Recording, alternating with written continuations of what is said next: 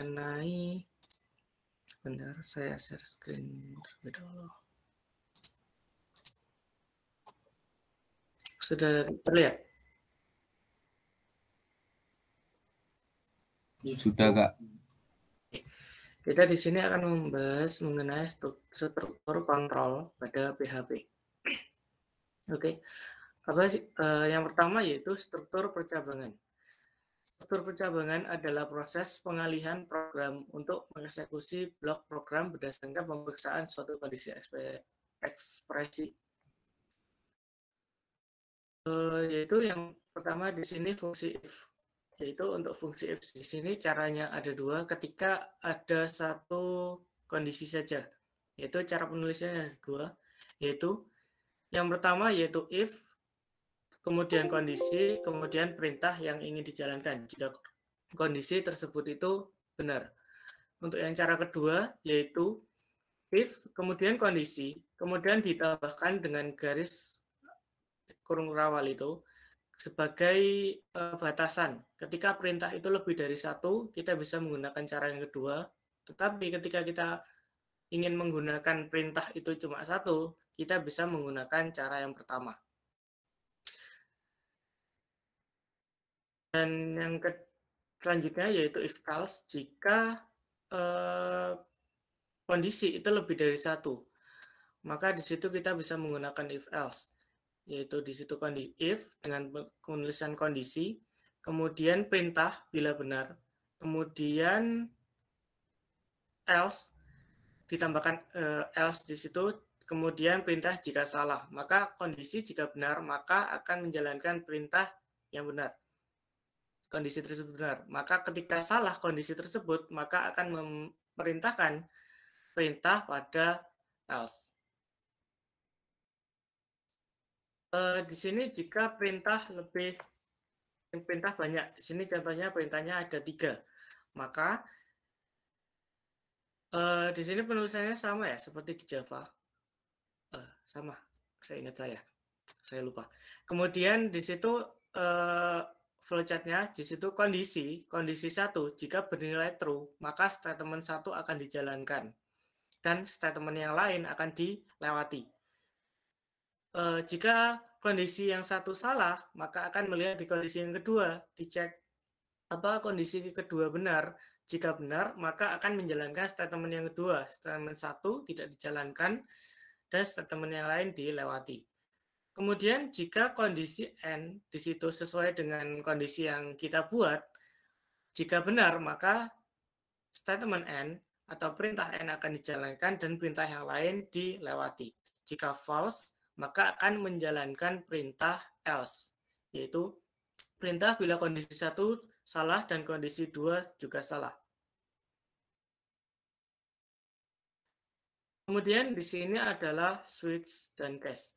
Switch dan case ini di situ penulisannya yaitu switch, kemudian kondisi yang diinginkan atau kondisi yang bernilai kondisi tersebut.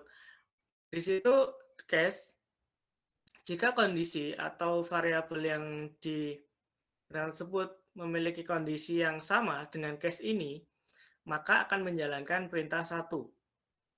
Kemudian case yang lain, jika nilai variabel kondisi ini, variabel kondisi itu sama dengan yang case yang kedua, maka akan menjalankan perintah yang kedua. Sebegitu seterusnya. Jika ini benar, jika nilai variabel kondisi ini sama dengan ini, maka akan menjalankan perintah yang ketiga.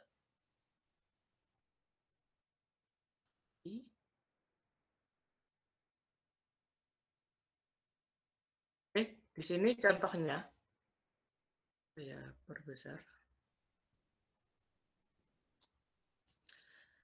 Contohnya yaitu di situ terdapat 2 nilai, yaitu nilai 1 dan nilai 2. Kemudian terdapat proses atau variabel proses di itu penjumlahan.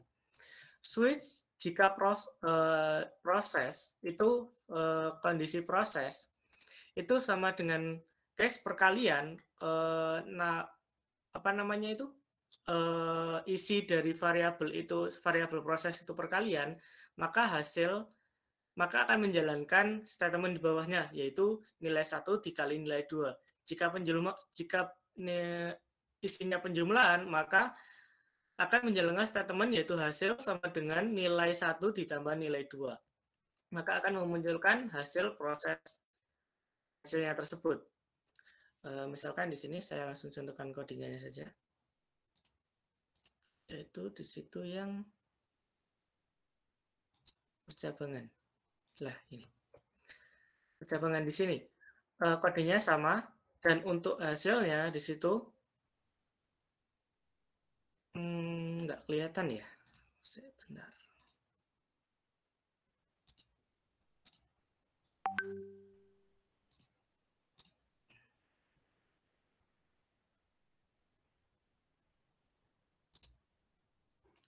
Oke, jadi yang percabangan. Di situ yang percabangan, yaitu di proses memiliki isi penjumlahan. Jadi di sini penjumlahan antara 100 dan 150 yaitu 250. Ketika diganti nilai proses dengan perkalian,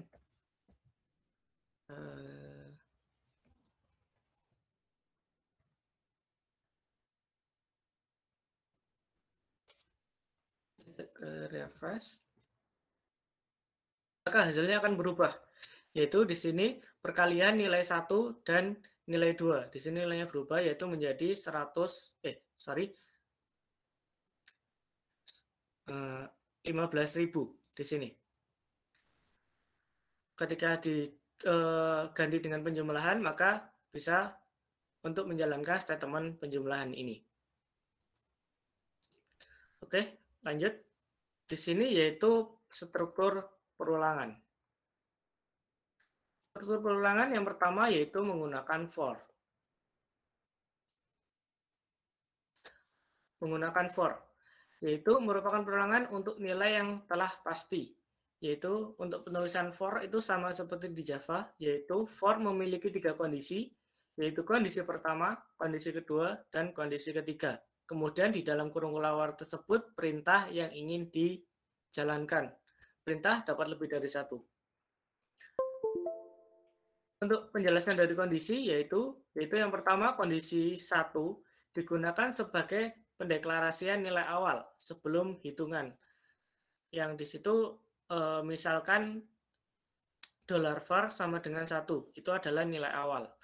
Kemudian kondisi yang kedua yaitu digunakan sebagai pemberi batasan pada jumlah perulangan. Misalkan $val lebih kecil sama dengan 10, maka perulangan tersebut akan dihentikan jika nilai var itu sama dengan 10. Kemudian kondisi 3 digunakan sebagai operator pada perulangan atau batasan.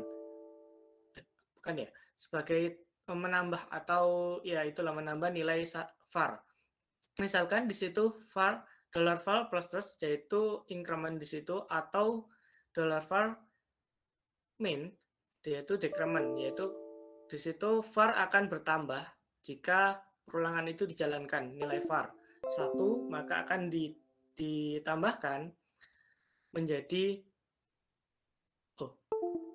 ditambahkan.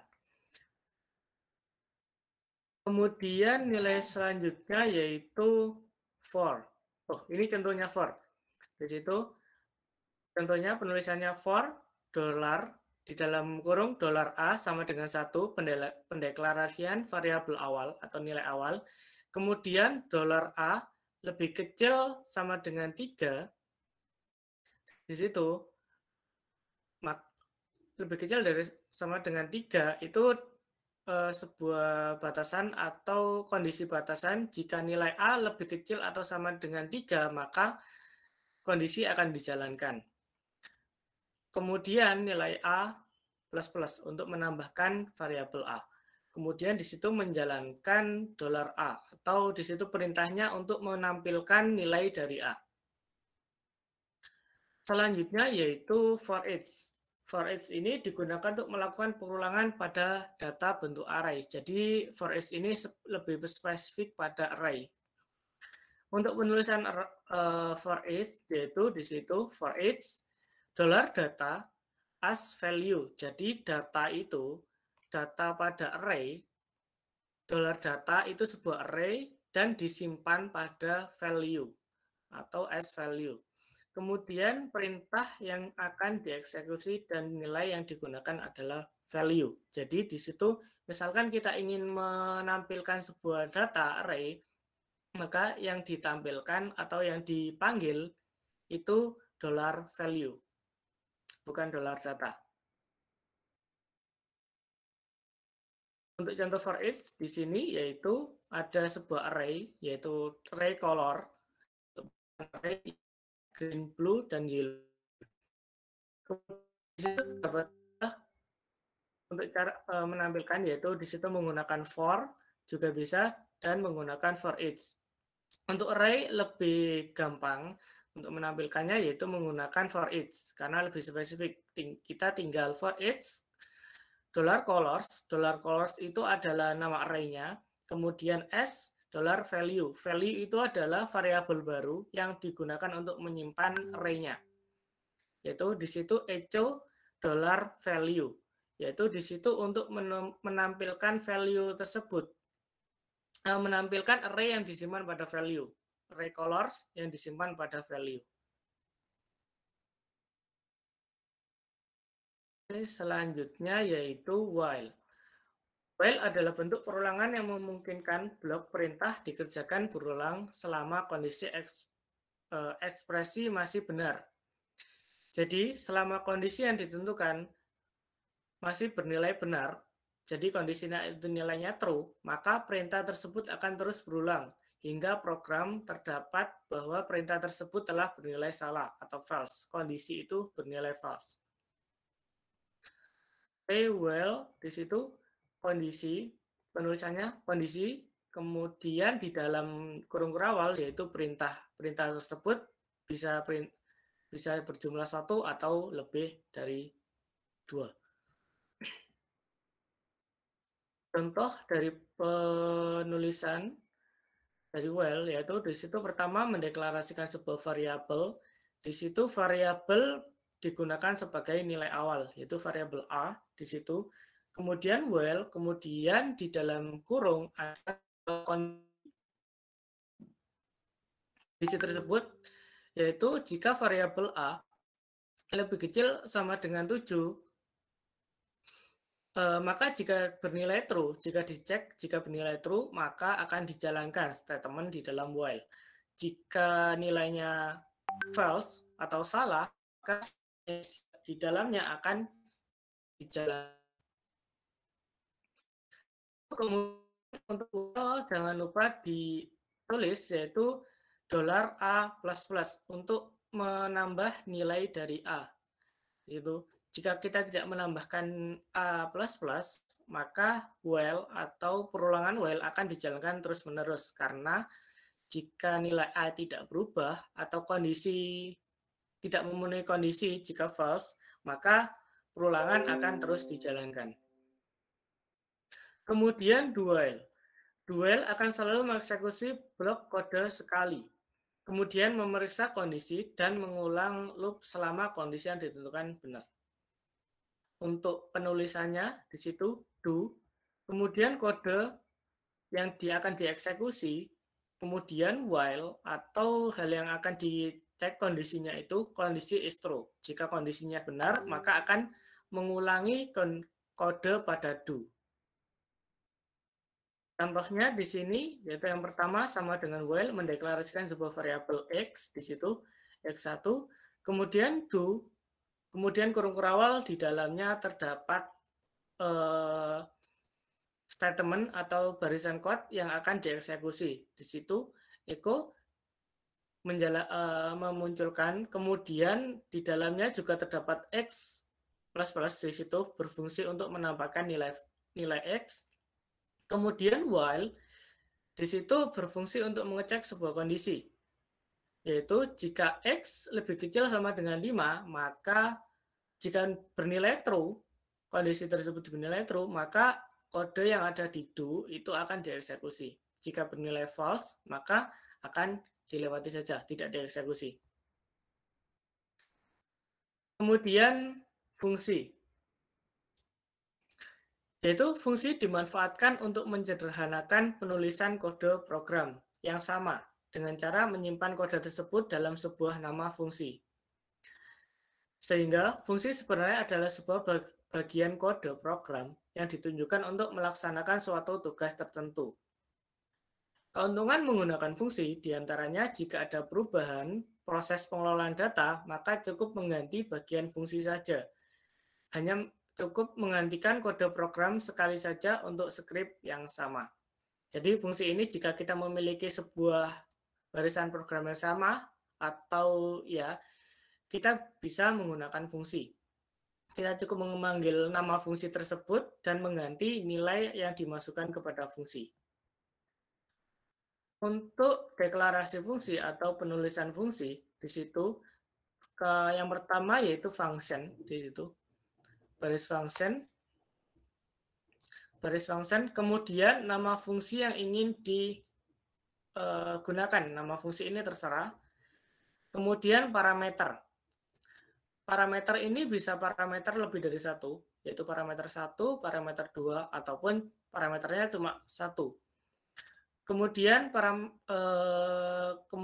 pertanyaan atau pernyataan atau barisan kode yang ingin dijalankan di sini. Yaitu kita bisa tuliskan di sini seperti function pada Java sama, hanya saja di sini penulisannya yang berbeda. Untuk contohnya, yaitu seperti di bawah ini, yaitu PHP, function kuadrat, ini untuk menentukan nilai kuadrat, maka dolar bilangan, itu adalah sebuah parameter yang akan dimasukkan, dan akan diproses di dalam function kuadrat. Kemudian di dalamnya, yaitu dolar hasil sama dengan dolar bilangan dikali bilangan, di situ. Maka, return hasil, return itu adalah nilai kembalian atau nilai yang akan dimunculkan ketika function itu dijalankan. Di bawahnya yaitu print kuadrat 5.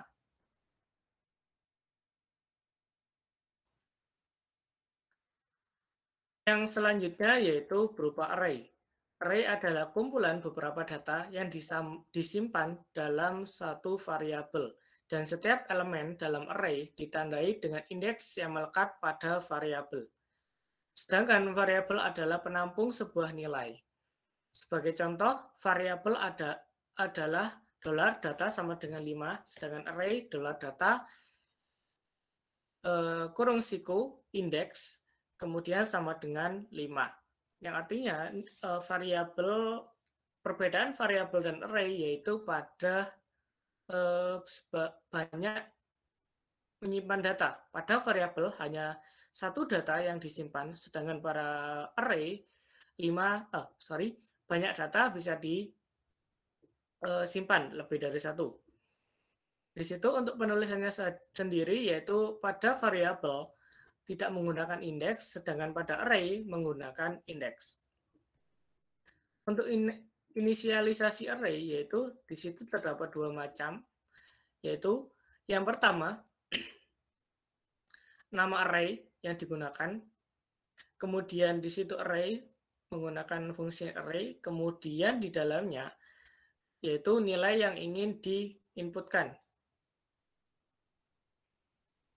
Data 0, kemudian ini nilai 0, kemudian nilai 1, kemudian seterusnya sampai nilai n sebanyak data yang ingin dimasukkan. Kemudian yang kedua, di situ array sama menggunakan array, hanya saja di situ menggunakan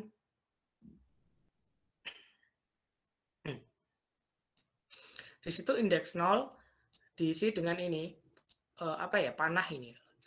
Kemudian data yang ingin dimasukkan yaitu indeks 0, kemudian data yang ingin dimasukkan.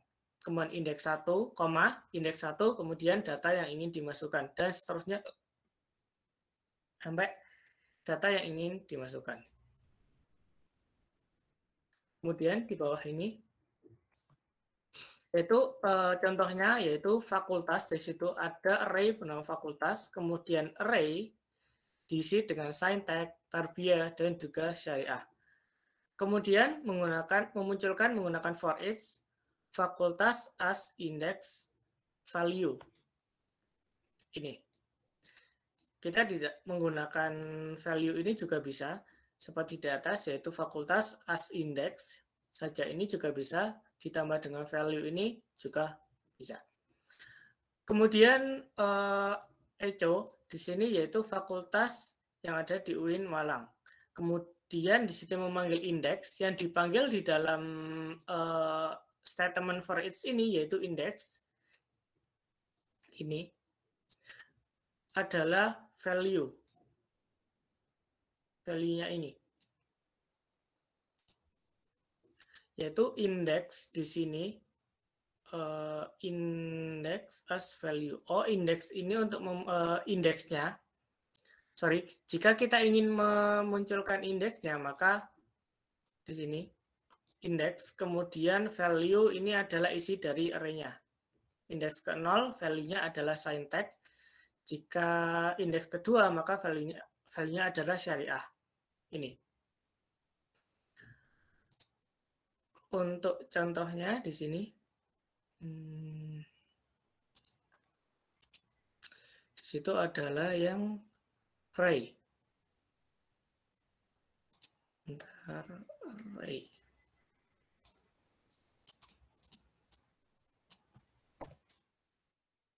Oke, di situ contohnya yaitu fakultas, kemudian di situ indeks value. Jadi indeks ini untuk memunculkan indeks, contohnya ini, saya refresh dulu, yaitu indeks ke-0.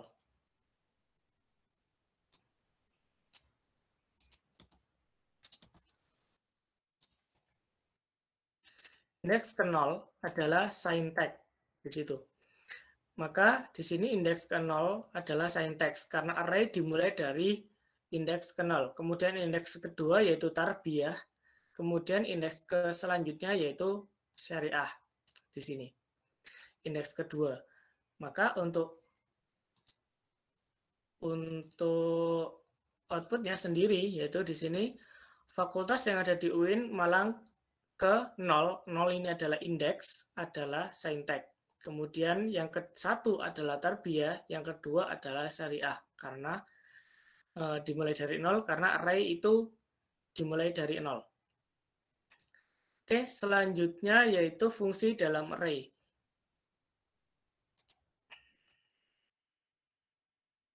Fungsi dalam array. Terdapat beberapa fungsi yang pada array, yaitu yang pertama yaitu sorts. Digunakan untuk mengurutkan elemen-elemen array.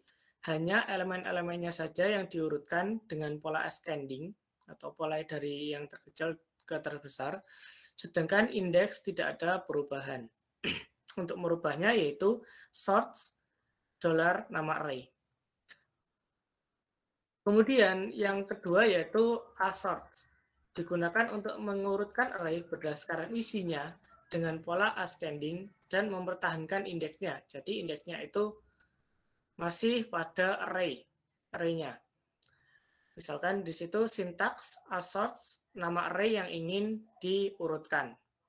Kemudian desort digunakan untuk mengurutkan elemen-elemen array dengan pola descending atau dari yang terbesar ke terkecil berdasarkan indeksnya.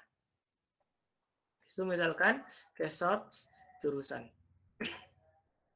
Kemudian yang selanjutnya yaitu teknik modulasi. Modulasi adalah teknik pemisah bagian-bagian dari aplikasi. Pemisahan dilakukan untuk mempermudah pengerjaan aplikasi serta maintenance. Yaitu di situ untuk memisah. Misalkan kita ingin mengerjakan sebuah file yang berisi fokus pada perkalian, maka kita atau diisi di situ function-function yang ingin dijalankan nantinya, maka kita bisa menggunakan beda file di situ menggunakan teknik modulasi. Terus bagaimana untuk menginputkan atau memasukkan nilai file tersebut? Maka dalam PHP menggunakan include, kemudian include once, kemudian require, required ones. Include dan include one yaitu menyisipkan file lain ke dalam halaman yang memiliki perintah ini. Yaitu di situ ketika kita ingin menginputkan sebuah data yang ada pada file lain, maka kita bisa memanggil file tersebut dengan include header.php atau include one header.php. Kemudian yang kedua yaitu record dan required ones. Required dan required ones ini mengharuskan untuk menyisipkan file lain ke dalam halaman yang memiliki perintah ini. Jadi harus. Jadi kalau misalkan dari include itu misalkan tidak disisipkan, maka perintah dari file yang tidak menuliskan, maka tidak akan terjadi error. Jika di record, bila file yang ingin disisipkan tidak ditemukan, maka eksekusi program akan dihentikan atau fatal error jika kita menggunakan required.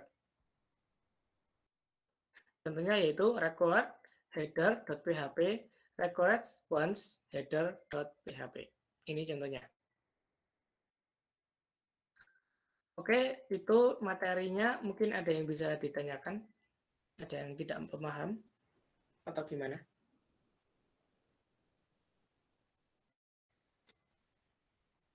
Monggo kalau misalkan ingin bertanya.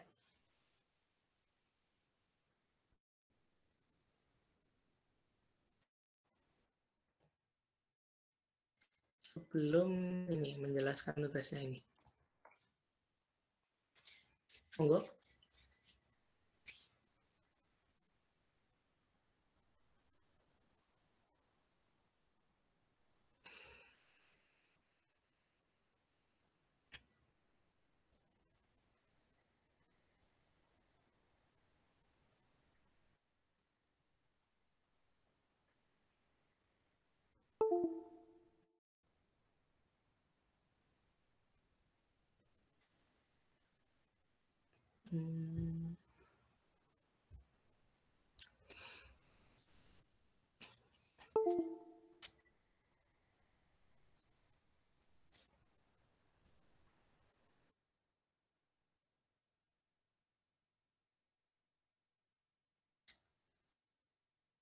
Apa tidak ada yang ditanyakan?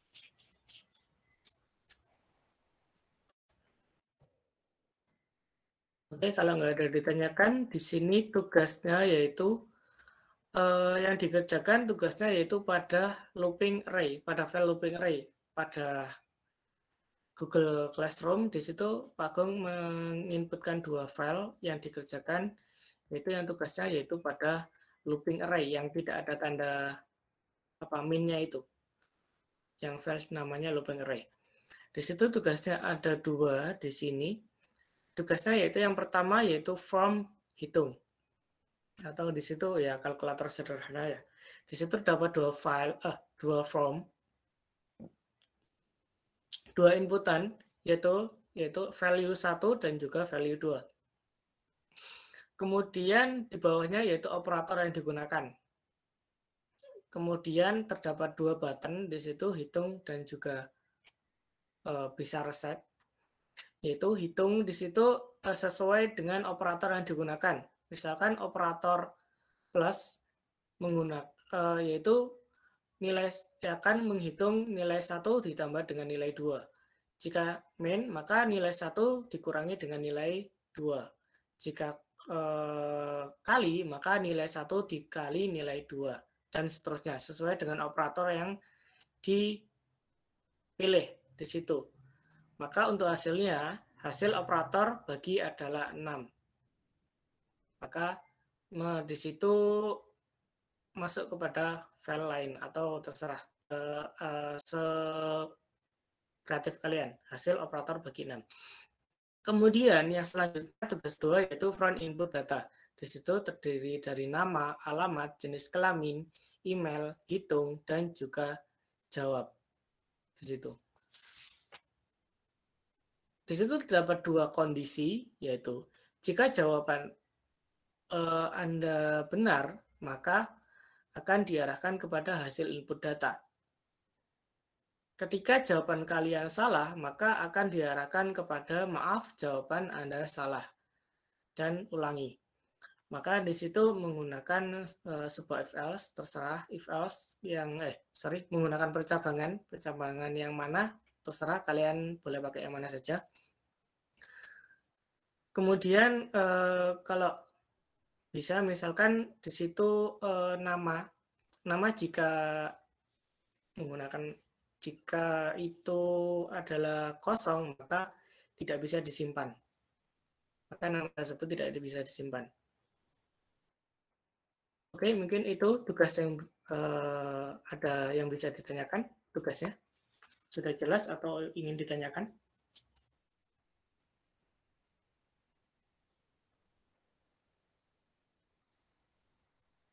Monggo kalau ingin ditanyakan. Saya tambahin dikit, siapa Mas Rizal? Oh, iya, Pak. Mungkin untuk tugasnya itu yang tugas. Saya mute. Coba yang tugas Mas di share. Oh, iya. Nah itu yang from input itu kalau yang from hitung kan mudah itu. Yang from input itu gini. Jadi tampilan ada dua. Jadi nanti akan kalau benar nanti akan menampilkan yang ada tabelnya nama, alamat, email, jenis kelamin, jawaban benar. Kalau salah, maaf jawaban aja. Itu ngitung itu if else-nya itu letakkan di waktu kalian jawab. Jadi di fit jawab itu. Fit jawab itu sebenarnya kayak captcha lah, intinya captcha. Tapi captcha-nya kalian bukan captcha kayak yang otomatis robot dicentang, itu bukan. Tapi ini captcha menghitung, kayak punyanya Siakat. Kalau Siakat di refresh kan gonta-ganti. Ini sementara kalian tidak usah gonta-ganti. Sebenarnya bisa dibuat random. Jadi ada jadi hitung itu 1 + 8 itu sebenarnya di situ ada 4 variabel. Variabel pertama adalah untuk angka 1, variabel kedua adalah untuk operator, variabel ketiga adalah untuk angka 8, dan variabel keempat adalah hasil. Nah, jika hasil itu sama dengan nilai field yang kalian inputkan waktu kalian post nanti, jika sama, misalkan 9, maka dia akan ambil sama. Tapi kalau salah bukan 9, maka dia akan mengambilkan hasil, maaf, jawaban Anda salah. Itu logika aja, tidak usah pakai ribet macam-macam aja, jQuery, cuma main logika. Jadi saya ngetes logika kalian di sini. Cabangannya main nggak? Atau percabangannya main kak untuk membuat sebuah captcha yang simpel. Itu ya. Itu Mas Fuad. Enggak.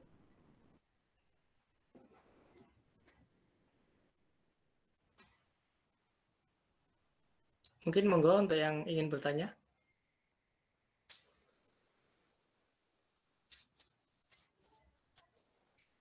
Silahkan.